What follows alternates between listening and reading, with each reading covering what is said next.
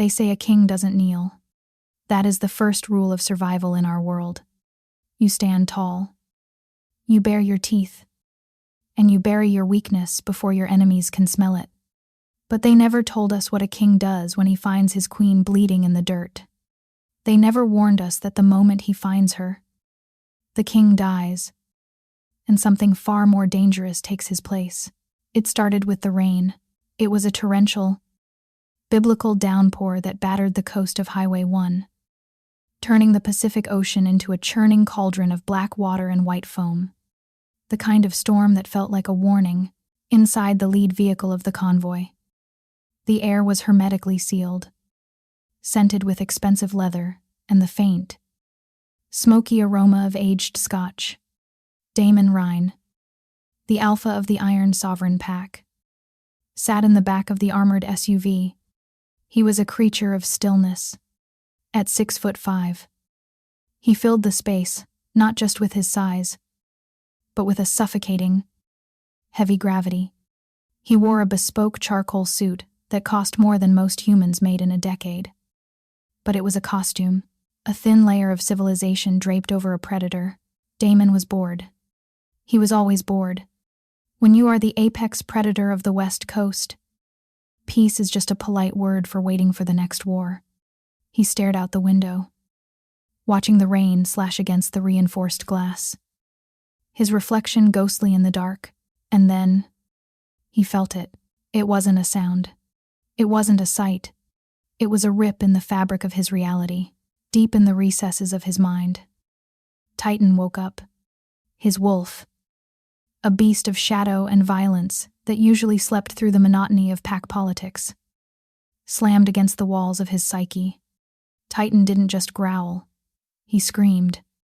A primal, tearing sound that echoed in Damon's bones. The command didn't come from Damon's logic. It came from his blood. "Stop the car," Damon said. His voice was low, a rumble of thunder that competed with the storm outside. "Alpha," his driver asked, eyeing the rearview mirror nervously. "We're exposed out here. The convoy isn't secure if we—" I said, "Stop the damn car," Damon roared. The brakes squealed, the heavy SUVs skidding on the wet asphalt before grinding to a halt on the desolate stretch of cliffside road. The silence that followed was heavy, broken only by the rhythmic thwack hiss of the windshield wipers fighting a losing battle against the deluge. Damon didn't wait for his security detail. He didn't wait for the umbrella or the all-clear. He threw the door open and stepped out into the chaos. The wind hit him like a physical blow, instantly soaking his suit, plastering his dark hair to his forehead. The cold was biting, but Damon didn't feel it. He was running hot, his body temperature spiking as adrenaline flooded his system. He closed his eyes and inhaled deeply, filtering the air through senses that were far sharper than any human's. He smelled the ocean. He smelled the ozone of the lightning. He smelled the exhaust of the idling engines. And then, cutting through it all like a razor wire, he smelled her. It was faint, buried under the stench of mud and rain. But it was there, a scent that hit him in the solar plexus. Winter jasmine, fresh snow, and underneath that, the metallic, copper tang of sweet blood. Titan was pacing in his mind, clawing at the door, demanding to be let out. Find her, protect her. Damon vaulted over the steel guardrail, his Italian leather shoes sinking into the slick mud of the embankment. He slid down the slope, ignoring the shouts of his beta. Liam, from the road above. He moved with supernatural speed, a blur of motion in the darkness. He found her 50 yards down, caught in the tangle of brush near the overflowing drainage ditch. At first, she looked like a heap of discarded rags.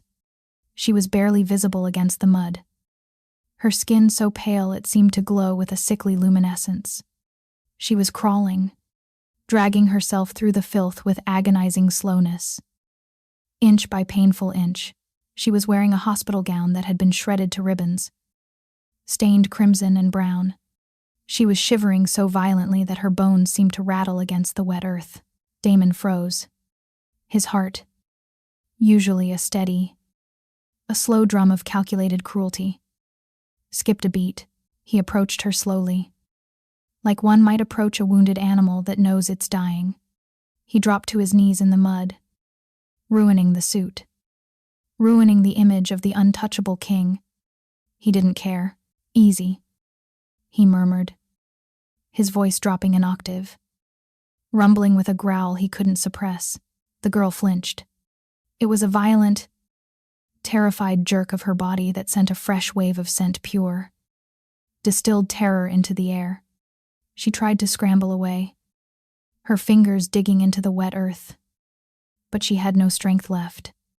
She rolled onto her back, throwing a hand up to shield her face. Expecting a blow, Damon saw her face then, and the world tilted on its axis. She was skeletal, her cheeks hollowed by starvation, her eyes wide and wild. But even through the grime and the horror, she was devastating. High cheekbones, a sharp jawline, and eyes that were a shocking, impossible shade of violet. He reached out. His hand trembled. He needed to touch her. It wasn't a want. It was a biological necessity. He needed to verify that she was real, that she wasn't a ghost conjured by the storm. His fingers brushed the cold, wet skin of her cheek. The connection was instantaneous. It wasn't a spark. It was a lightning strike. It traveled up his arm, fried his nervous system, and slammed into his heart. The tether snapped into place. An ancient, unbreakable iron chain linking his soul to hers.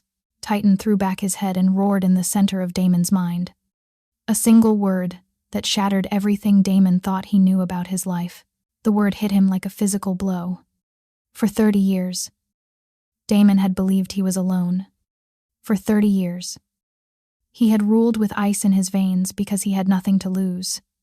And now, in the middle of a storm, on the side of a highway, the universe had dropped his entire soul into the mud. Damon's pupils blew wide, his irises flooding with gold. The ruthlessness that defined him vanished, replaced instantly by an obsessive, suffocating panic. She was hurt. She was dying.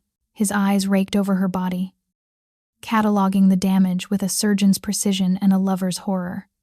Her left leg was twisted at an unnatural angle, definitely broken. Her ribs were mottled with bruises that looked days old. Her skin was burning with fever. Yet she was freezing to the touch.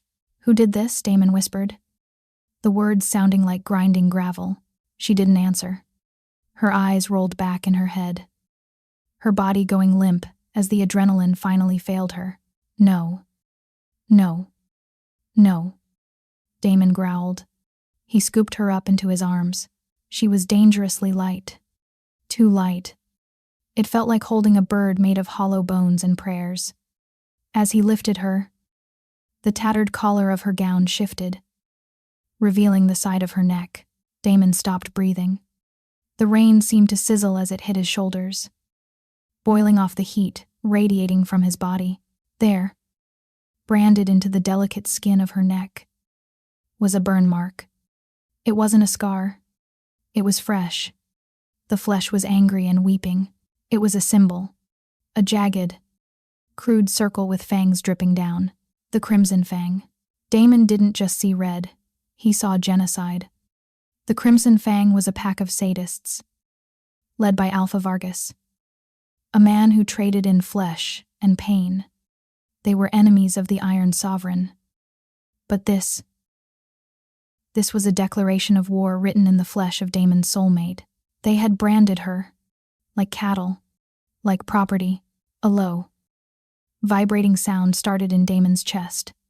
It was the sound of a tectonic plate shifting, the sound of a massacre beginning. Alpha, his beta, Liam, slid down the embankment, breathless. He took one look at the girl in Damon's arms. "I saw the blood. Saw the broken leg. Jesus." Liam hissed. "Is she a rogue? We need to call an ambulance. We can't bring a stray back to the..." Damon turned his head. His eyes were no longer human. They were glowing a luminous, predatory gold. His canines had elongated. Pressing against his lower lip, Liam stopped talking instantly. He took a step back. The instinct to submit warring with his confusion, Damon pulled the girl tighter against his chest, shielding her from the wind, shielding her from the world. He looked at his beta, and for the first time, Liam saw the monster that lived inside the suit. No ambulance, Damon said. His voice was devoid of humanity. It was the voice of a god deciding who gets to live and who gets to burn. We go home, Damon commanded. Call Dr. Silas. Wake him up. Tell him to prep the surgery. He looked down at the unconscious girl, at the mud staining her pale skin, at the brand that marked her as a slave to his enemy. He felt the bond humming between them. A terrified, fragile thing. He looked back at Liam, his expression terrifyingly calm. And Liam, yes. Alpha, tell the security team to drive fast, Damon whispered, carrying his broken queen back toward the waiting convoy. Because if she dies, you all die. The Iron Sovereign estate did not look like a home. It looked like a weapon aimed at the sky, perched high on the jagged cliffs of the Pacific coastline. It was a fortress of glass and steel, a stark, architectural predator that loomed over the crashing waves below. Usually, the estate was a place of quiet, suffocating power, a sanctuary where the most dangerous wolves on the West Coast walked in silence. But tonight, the silence was dead. Tonight, the estate was a hive of chaotic, terrified energy. The main doors had been thrown open, not for a visiting diplomat, but for a bloody, muddy king carrying a broken girl. Deep in the eastern wing, in the sterile white expanse of the high-security medical bay, the air was heavy enough to crush a human lung. It smelled of antiseptic, latex, and the metallic tang of blood. But underneath that, drowning out the clinical scents, was something far more volatile: ozone, burnt pine, and a rage so potent it tasted like battery acid. Damon Rhyne stood in the corner of Trauma Room 1, his back pressed against the wall, his arms crossed over his chest. He hadn't changed. He was still wearing the ruined remains of his charcoal suit, the fabric stiff with dried mud and the blood of the woman lying on the table. The medical team moved around the bed in a blur of blue scrubs and hushed commands, their hands shaking. They weren't shaking because of the surgery. They were shaking because of him, Alpha, the head surgeon. Dr. Eris said, his voice trembling slightly as he snapped on a fresh pair of gloves. I need you to step out. Your pheromones. They are flooding the room. You're going to crash her vitals if you don't calm down. Damon didn't blink. His eyes were still that unnerving. Glowing gold, the wolf, Titan, sitting right behind his pupils, watching every incision, every needle. I'm not leaving her, Damon said. His voice was a low, flat line of absolute refusal. If I leave, she dies. Fix her, or get out of my way. Dr. Eris swallowed hard, deciding that arguing with a feral alpha was more dangerous than the surgery itself. He turned back to the patient. Kaia looked small on the bed. Too small. Under the harsh halogen lights, the extent of her damage was a map of cruelty. Her skin was translucent, pale as moonlight, making the bruises blossoming across her ribs look like dark, violent flowers. As the nurses cut away the remnants of the muddy hospital gown, the room went deadly silent. My God, a nurse whispered, her hand flying to her mouth. Damon stepped forward, the growl vibrating in his chest before he could stop it. What? What is it? It's not just the break. Alpha. Doctor, Eris said, his expression grim as he examined the angry, weeping brand on her neck. This tissue damage. It's necrotic. It's infected. The doctor picked up a scalpel. His jaw tight. This wasn't done with a standard iron. This is silver nitrate poisoning. Vargas didn't just brand her. He burned silver into her bloodstream to keep her from healing. The revelation hit the room like a physical blow. Silver was poison to their kind. It was agonizing. It prevented the natural, rapid regeneration of a wolf. To use it for a brand was torture in its purest, most sadistic form. Damon's hands clenched into fists so tight his knuckles turned white. He punched the steel wall next to him. The metal buckled with a screeching groan. Leaving a dent the size of a dinner plate, he burned her. Damon whispered to the room, to the air, to the universe that had allowed this to happen. He kept her broken for sport. We have to reset the ankle.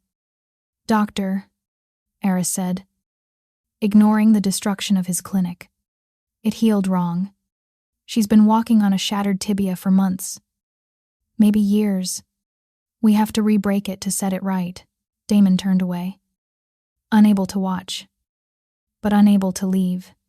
The sound of the bone snapping was a wet, sickening crack that tore through his composure. It was that sound that woke her. Kaia didn't wake up slowly. She surfaced from the darkness like a drowning victim gasping for air. She bolted upright on the table. A scream tearing from her throat that died halfway up, strangled by the sheer exhaustion of her body. The heart monitor beside her went erratic, beep, beep, beep, beep, screaming, her panic to the room. Restrain her, doctor, Eris shouted. She's going to rip the IVs. No, Damon roared. He moved faster than the nurses. Crossing the room in a blur of shadow and motion, Kaia was scrambling back against the headboard. Her eyes wide, unseeing, lost in the nightmare of her memory. She flailed, her hands clawing at the air, expecting chains, expecting the whip. Please, she rasped, her voice like shards of glass. I'll be good. I'll be quiet. Don't put me in the kennel. Please. Not the kennel. The words were a knife in Damon's gut. The kennel. She thought she was still an animal in a cage. Kaia, Damon said. He didn't use his alpha voice, the command tone that forced submission. He used a tone no one in the pack had ever heard. It was soft, rumbling, terrified. Kaia, look at me. She froze. The scent hit her then. Not the rot of the dungeon, not the metallic smell of the cage, but something rich and deep. Pine, gunpowder, rain, her eyes. A striking, impossible violet, snapped to his. The fog of panic cleared for a fraction of a second. She saw him. She saw the man from the storm. The man with the eyes of burning gold. She didn't look relieved. She looked horrified. She reached out, her trembling fingers brushing the lapel of his ruined suit, pushing him away. You, she whispered, tears spilling over her lashes. You have to run. You have to let me go. Damon caught her hand. It was ice cold. He pressed it against his chest, right over the thunderous beat of his heart. I'm not letting you go. He swore. You are safe. You are in the Iron Sovereign. You are home. No. She sobbed, shaking her head. You don't understand. He's coming. Alpha Vargas. He never lets his toys go. He'll find me. And he'll kill you for touching me. Damon leaned in close.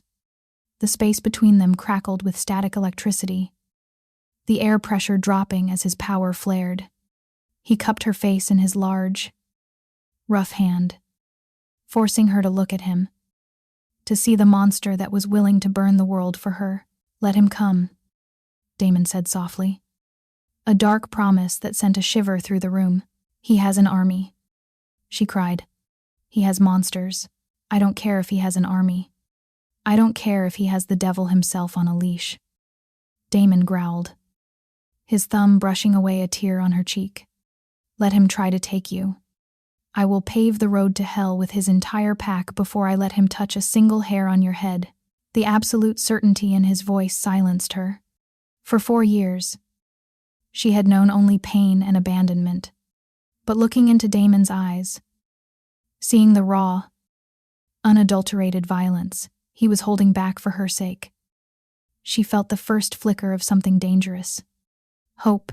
Just then, the double doors of the trauma room hissed open. Dr. Silas, the pack's geneticist and elder. I walked in. He wasn't looking at the patient. He was staring at a tablet in his hands. His face pale. His expression, one of utter disbelief. "Alpha," Silas said, his voice barely a whisper. We have a problem." Damon didn't look away from Kaia. "Unless the building is on fire. Get out." "Silas, it's her blood work." "Damon," Silas insisted, stepping further into the room. He bypassed the head surgeon and held the screen up. "We ran a standard panel to check for cross-matching transfusions, but the machine threw an error code. I had to run it manually." Damon finally turned. His patient snapping. "Spit it out. Her blood type," Silas said, looking at the girl on the bed with a mixture of awe and fear. "It's not A or B.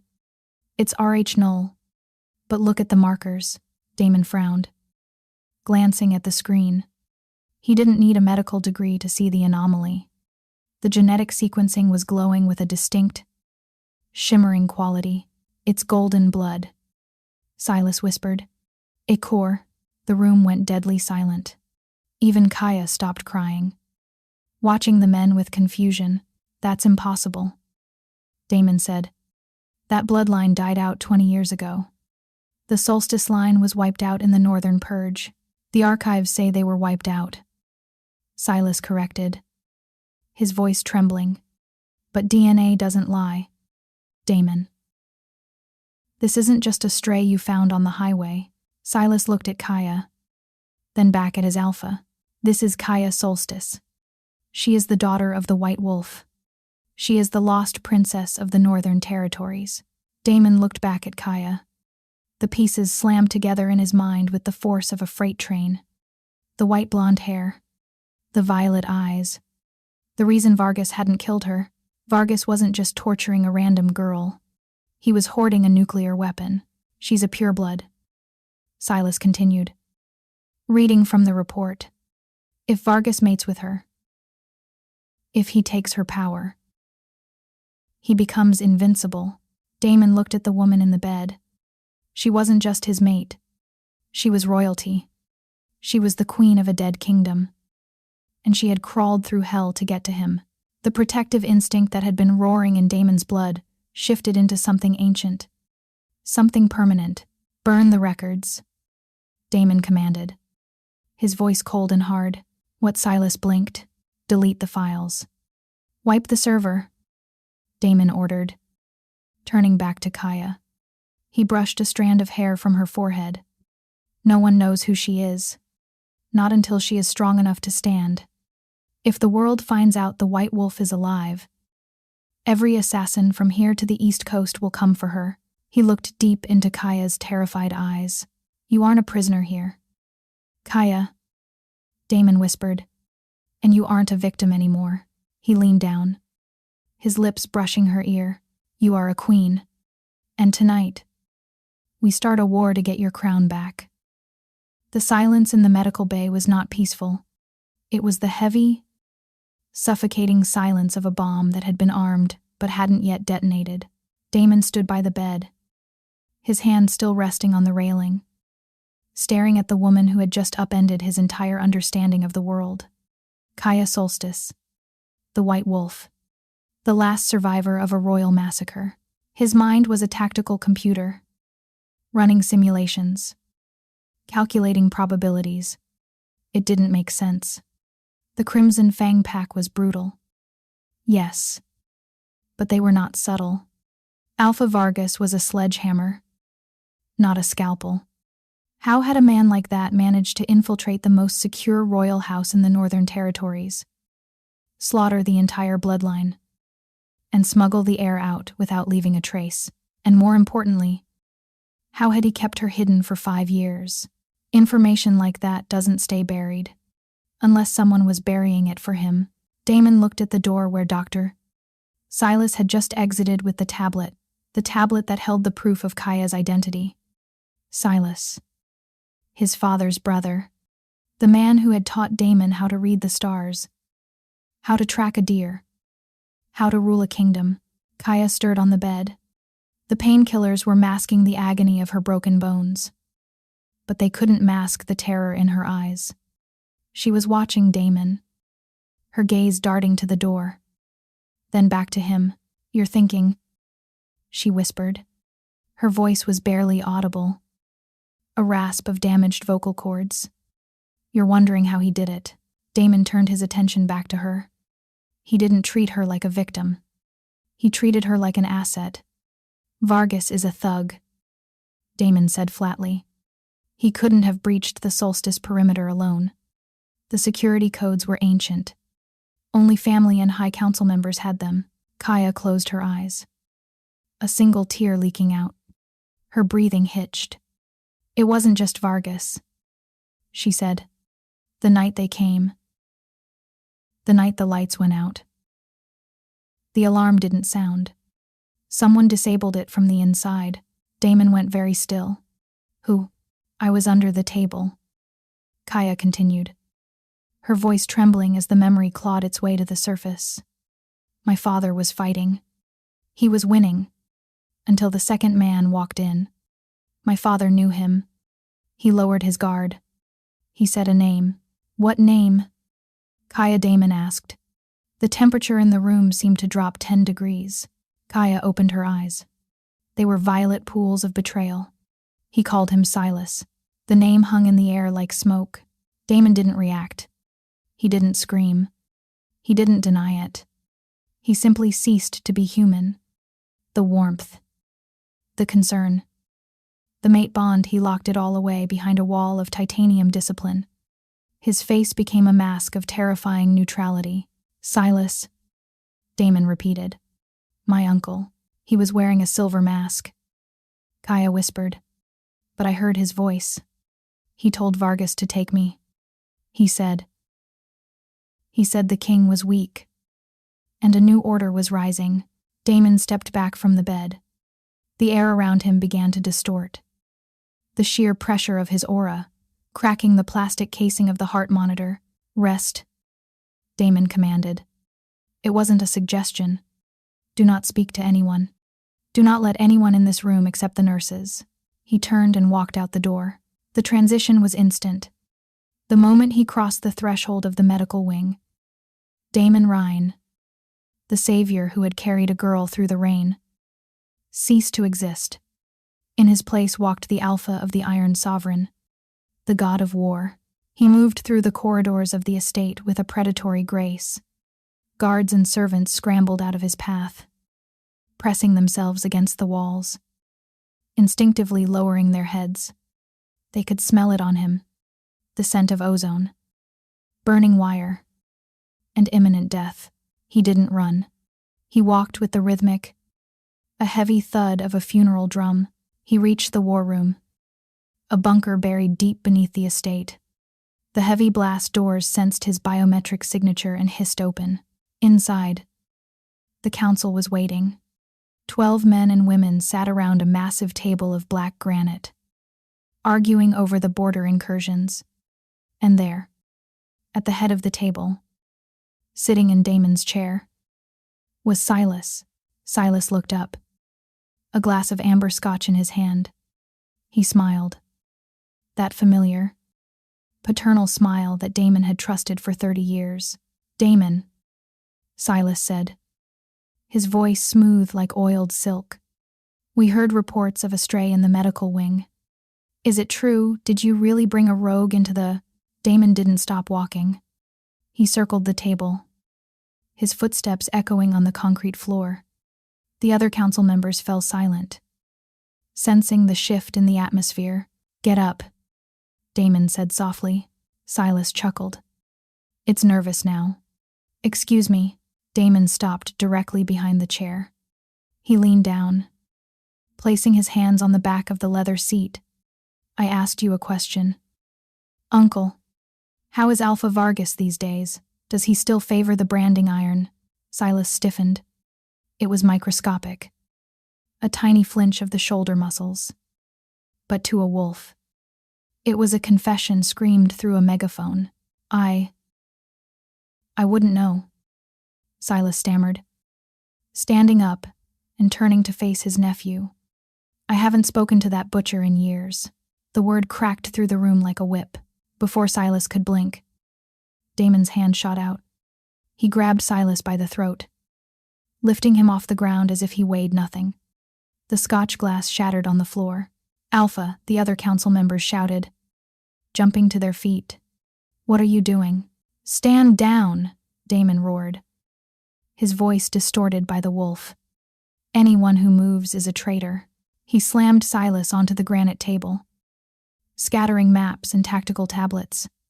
Silas clawed at Damon's hand, his face turning purple, his eyes bulging. I found her. Silas, Damon snarled, his face inches from his uncle's. I found the girl. She told me about the mask. She told me about the night the solstice line died. The color drained from Silas's face. The arrogance vanished, replaced by the pathetic terror of a man who knows he is already dead. It was necessary. Silas choked out. Trade routes. Vargas promised us the northern shipping lanes. If we just gave him the girl. Damon went still. The rage that filled him was so cold it burned. You sold a child to a butcher for trade routes, Damon whispered. She was just a girl. She is my mate. The declaration hit the room like a shockwave. The council members gasped, exchanging horrified glances. Betrayal was one thing. Selling the Alpha's mate into slavery was a death sentence in every culture. In every pack. In every law. Damon didn't give him mercy. He didn't give him a trial. He grabbed Silas by the lapels of his jacket and threw him. Silas flew across the room, crashing through the glass partition that separated the war room from the communications center. The sound of shattering glass was deafening. Silas landed in a heap of blood and expensive suit fabric. Groaning. Broken. But alive. Lock him up. Damon ordered the guards, not even looking at the broken man. Do not kill him. He is going to be my message to Vargas. Damon turned to the map on the wall. He traced a line from their location to the ruins of the Solstice estate in the north. He tapped his comms device. Liam, get the jet ready. We're going to the northern territories. Sir Liam's voice crackled in his ear. That's hostile territory. Vargas will be watching. I know, Damon said. That's the point. He marched out of the war room and back to the medical wing. He needed one last thing before he left. Kaia was awake when he returned. She looked stronger, the IV fluids bringing a faint flush of color back to her cheeks. She watched him enter, seeing the violence that still clung to him like a second skin. Is it done? She asked. He's in the dungeon, Damon said. He won't hurt you again. He walked to the side of the bed. Kaia, listen to me. Silas talked. But Vargas isn't going to stop. He knows you're here. He knows I know. He wants the ledger, Kaia said, pulling the sheet up to her chin. My father kept a book, a genealogy ledger. It proves my bloodline. It proves that Vargas isn't the rightful heir to the north. It's buried in my childhood home, under the floorboards of the nursery. If Vargas gets that book, he destroys your legacy, Damon said. I'm going to get it. He'll be waiting for you, she whispered. It's a trap.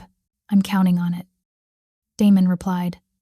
A dark, predatory smile touched his lips. I want him to look at me. I want him to focus on me. Because while he's watching the king, he won't see the knife coming for his throat. He leaned down.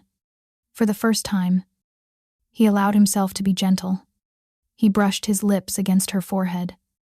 The contact was brief, burning, electric. It was a promise. It was an oath. Stay alive. Queen, Damon whispered against her skin. I'm going hunting. He turned and walked into the darkness, leaving her with the taste of rain and vengeance in the air. The storm outside was nothing compared to the one he was about to bring down on the world. The ruins of the Solstice estate stood like a rotten tooth against the twilight sky of the Northern Territories.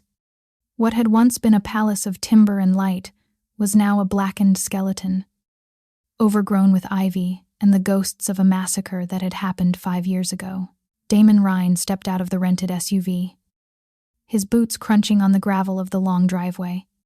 The air here was stale, smelling of old ash and sorrow. He moved through the tall grass of the backyard, past the rusted swing set, toward the nursery wing. He found the loose floorboard Kaia had whispered about in her delirium. He dug his fingers into the rot, ripping the wood away. There, wrapped in oilcloth, was the ledger. The book that proved Vargas was a usurper and Kaia was a queen. Got it, Damon muttered into his comms.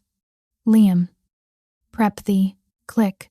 The sound of a floodlight engaging was the only warning he got. Blinding white beams cut through the darkness from the tree line, pinning Damon against the ruins. 6 armored trucks roared out of the woods, encircling him. These weren't pack wolves. They smelled of synthetic adrenaline and cold steel. Mercenaries, Damon Rhyne. A voice boomed over a loudspeaker. Drop the book. Damon didn't drop the book. He smiled. It was a terrifying expression, devoid of humor. You brought 6 trucks, Damon shouted back, his voice calm, carrying effortlessly over the distance. You should have brought a tank. The mercenaries opened fire. Damon didn't take cover. He let the beast out. He didn't shift gracefully. It was a violent, tectonic explosion of anatomy. His bones cracked and reshaped in the space of a heartbeat. His clothes shredded as midnight black fur erupted from his skin. In seconds, the man was gone. In his place stood Titan. He was a monster of shadow and muscle, standing nearly 5 feet at the shoulder the size of a grizzly bear, but with the speed of a viper. His eyes weren't the gold of a normal alpha. They were burning. Hellfire red. Titan roared, a sound that shattered the remaining glass in the windows of the ruined house. He didn't run away from the bullets. He charged into them. He hit the first truck like a battering ram, crumpling the reinforced grille and flipping the vehicle onto its side. He tore the door off with his teeth, dragging the driver out and tossing him 20 feet into the darkness. It wasn't a fight. It was a slaughter. Titan moved through the mercenaries like a scythe through wheat. He was a blur of black fur and flashing fangs. He snapped rifles in half with his jaws. He crushed tactical armor with a swipe of his massive paws. It was visceral, wet, and cinematic in its brutality. Within 3 minutes, the backyard was silent, save for the crackle of burning engines and the groans of the dying. Titan shifted back. Damon stood naked in the wreckage, steam rising from his blood-soaked skin. He walked over to the commander of the mercenary unit, a man pinned under the wheel of his own truck. Damon crouched down, his human eyes wide and manic. Who sent you? The commander coughed blood, a jagged grin spreading across his face. Doesn't matter, he wheezed. He's not here. Rhyne. Damon froze. The blood in his veins turned to ice. He knew you'd come for the book. The man laughed, the sound bubbling in his chest. He said you have a hero complex. We were just the distraction. Where is Vargas? Damon demanded, his hand closing around the man's throat. He's at the glass house, the mercenary whispered. He's with the girl. Damon snapped the man's neck, silencing him forever. He scrambled for his comms, ignoring his bloody fingers. Liam status. Static. Then, screaming. Alpha. They breached the perimeter. Helicopters. They have gas, we can't hold them. The line went dead. Damon looked up at the moon. Hidden behind storm clouds. He didn't scream. He didn't roar. He went deadly. Terrifyingly quiet. Get the jet. He whispered to the wind. We are going back. And we are going to burn the world. 500 miles south. The Iron Sovereign estate was an inferno. The glass walls that overlooked the ocean were shattered. Smoke billowed from the medical wing. Vargas hadn't come for territory. He hadn't come for money. He had come for property. In the chaos of the medical bay, Kaia was fighting. She dragged herself across the floor. Her cast heavy. Her body weak. But Vargas was faster. The alpha of the Crimson Fang was a hulking brute. His face a roadmap of scars.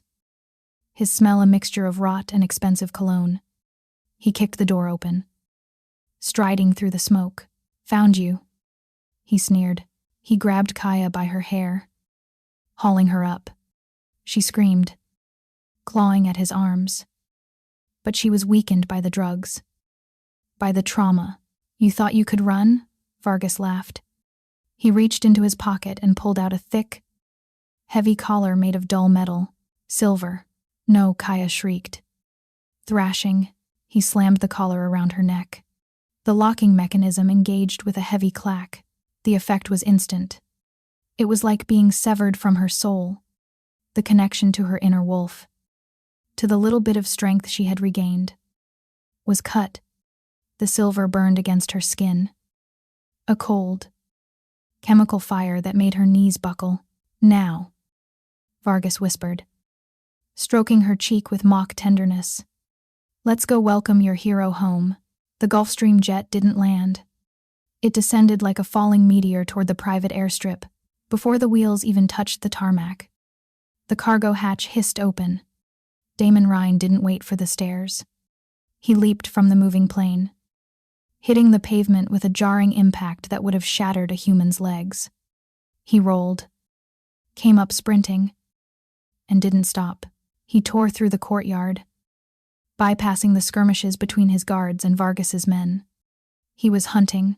He slammed through the double doors of the Great Hall. The scene that greeted him froze the blood in his veins.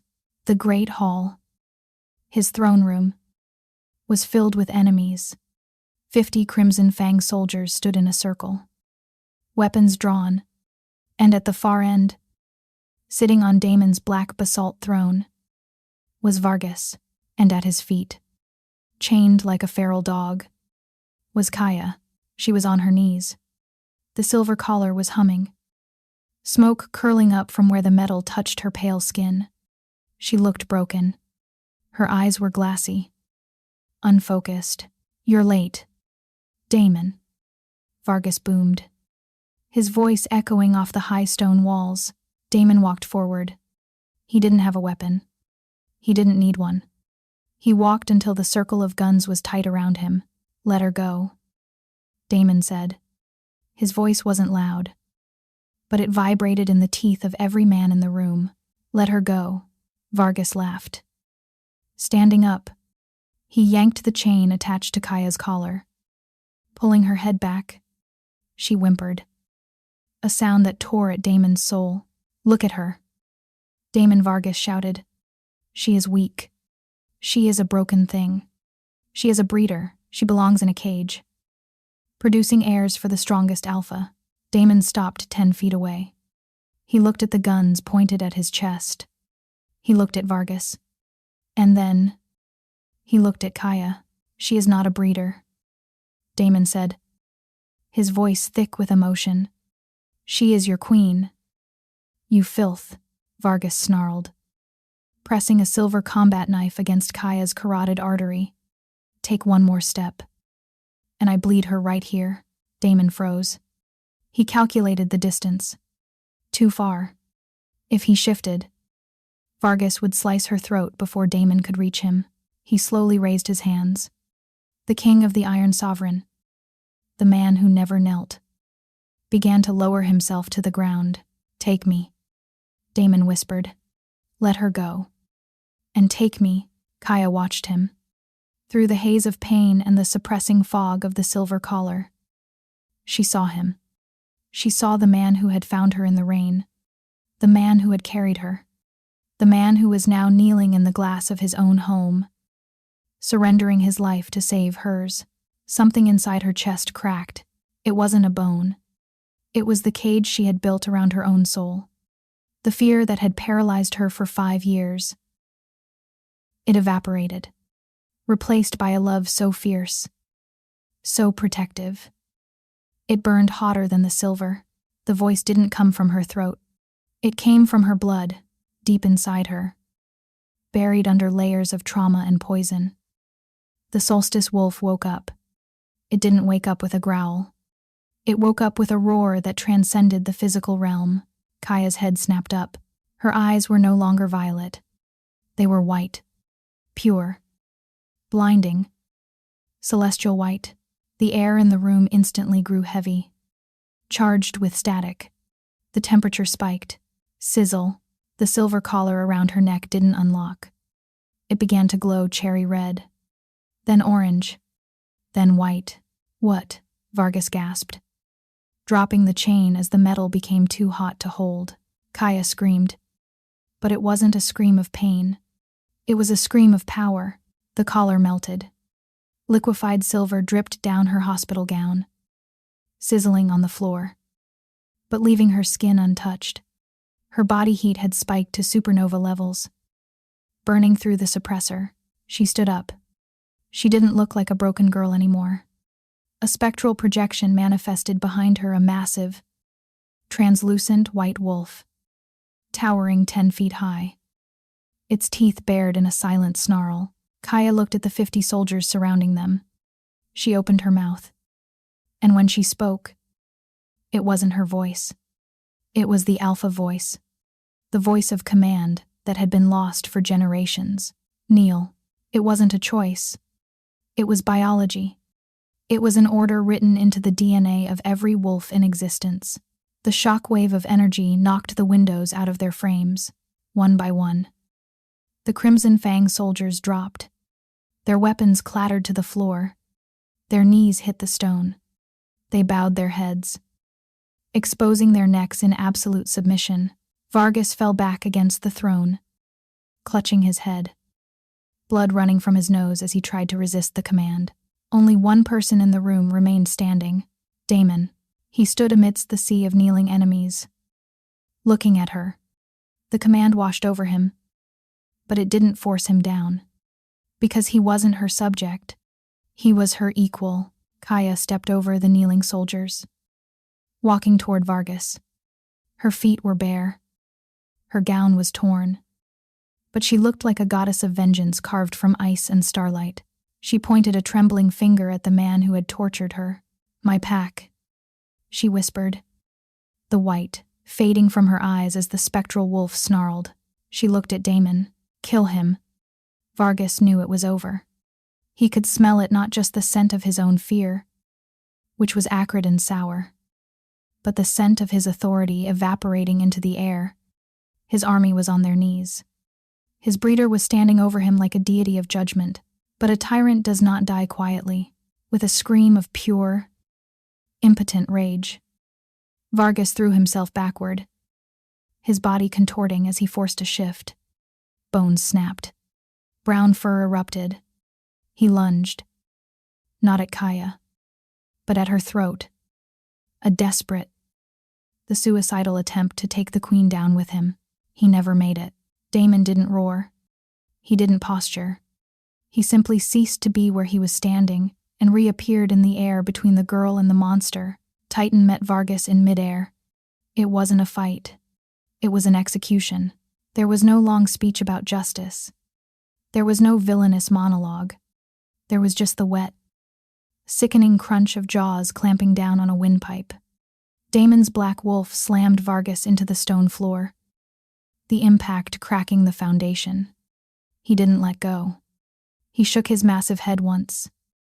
Violently, a brutal, efficient snap. Vargas went rigid. Then, he went limp. The tyrant of the Crimson Fang, the butcher of the North, was dead before his body even hit the ground. Silence returned to the great hall. Absolute, ringing silence. Kaia stood over the body. She didn't look away. She didn't flinch. For 4 years, she had dreamed of this moment in the darkness of her cell. She watched the light fade from Vargas's eyes with a grim, cold satisfaction. She didn't feel fear. She felt weightless. The Crimson Fang soldiers, those 50 men who had been ready to kill her minutes ago, looked at the broken body of their alpha. Then, they looked up at the girl with the white blonde hair and the spectral wolf fading at her back. They didn't reach for their weapons. They lowered their foreheads to the cold stone floor. They weren't bowing to a conqueror. They were bowing to the blood. Damon released the corpse. He backed away. His muzzle stained crimson. He looked at Kaia, chest heaving, waiting for her reaction, waiting to see if she was afraid of the monster he had become for her. She wasn't. Damon shifted back. He stood there, human again, naked, covered in dust and the blood of his enemy. He didn't care about the soldiers. He didn't care about the dignity of the crown. He walked toward her. His steps heavy and unsure, he stopped in front of her. And then, the Wolf King, the man who had burned half the state to find her, dropped to one knee. He lowered his head, exposing his neck to her, the ultimate sign of submission.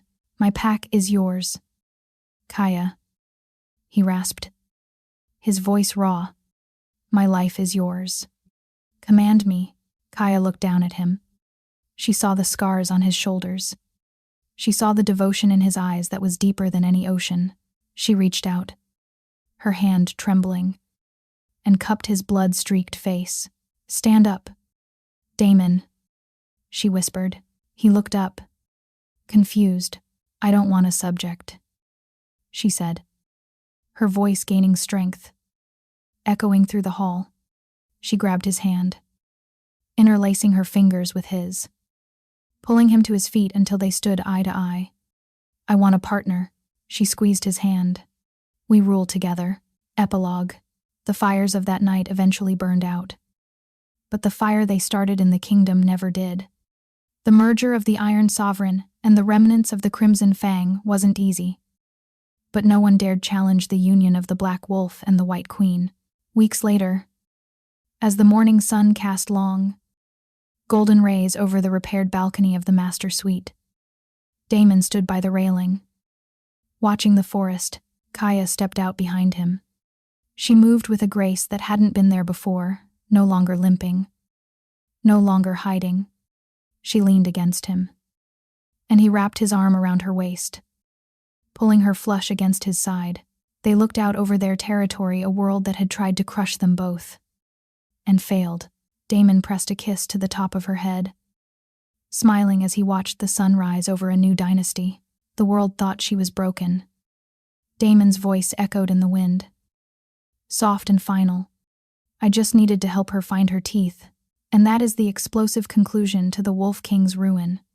From a girl left for dead in the rain, to the queen of the most powerful alliance in history, Kaia and Damon prove that true power isn't about control, it's about who you're willing to bleed for. I really hope you enjoyed this darker, grittier romance. If that scene in the throne room gave you chills, do me a favor and smash that like button. It really helps the channel. What do you think about Kaia's choice at the end?